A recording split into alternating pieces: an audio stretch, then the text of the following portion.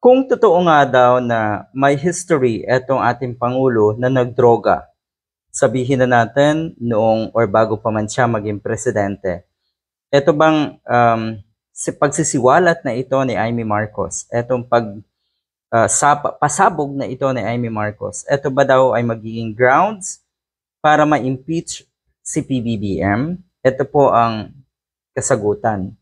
Hindi. Wala. Kasi ang unang sinabi ni Amy Marcos, meron daw nagsumbong sa kanya na talamak na ang droga, talamak na ang pag-iinom nitong mga nasa Malacanang, lalo na po daw ang first family. Pati na rin yung mga anak ni PBBM. Yan ang sinasabi ni Amy Marcos. Meron daw nagsumbong sa kanya. Mantakin mo. Doon lang, dahil lang doon, gusto mong ibagsak ang kapatid mo? Naku, sa tingin ko, malala ang ambisyon na itong si Amy Marcos. Una na niya sinabi na gusto niyang linisin ang pangalan ng mga Marcos.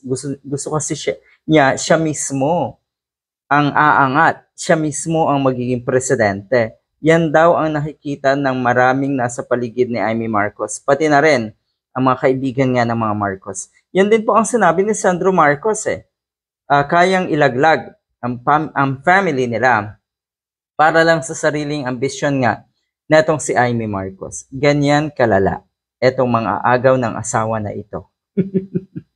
Mga agaw ng asawa ng may asawa. Paano yan?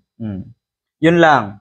Ito kasing issue daw na ito ay posibleng, yun nga, pinag-uusapan at posibleng ito daw ang maging dahilan para malihis tayo doon sa tunay na problema nga, yung tunay na problema ng korupsyon at pagnanakaw sa kaban ng bayan. Pero, confident naman siguro ang marami sa ating mga kababayan na hanggang dulo ay aayusin ito ng presidente. Abay, mantakin mo, bago daw magpasko, maraming makukulong. Kasi ang sinasabi ng mga DDS, wala pa daw nakukulong. O, mag-antay kayo. Kasi ang makukulong po ay yung mga idolo ninyo. Yun yung masaklap. Gusto nyong madaliin ang pagkakakulong sa mga idolo nyo? Mag-antay lang daw kayo. December 15 to 16, maraming makukulong. Kung ang ginawa mo, halimbawa, magdroga or nagdroga ka o gumawa ka ng mali noong panahon na ikaw ay hindi pa presidente, hindi pwedeng maging sakop yun ng impeachment case. Yan ang paliwanag po ng isang constitutional law expert. Yan. Hindi valid etong rason na ito, etong pasabog na ito ni Amy Marcos para maging grounds for impeachment laban kay PBBM. Paano yan?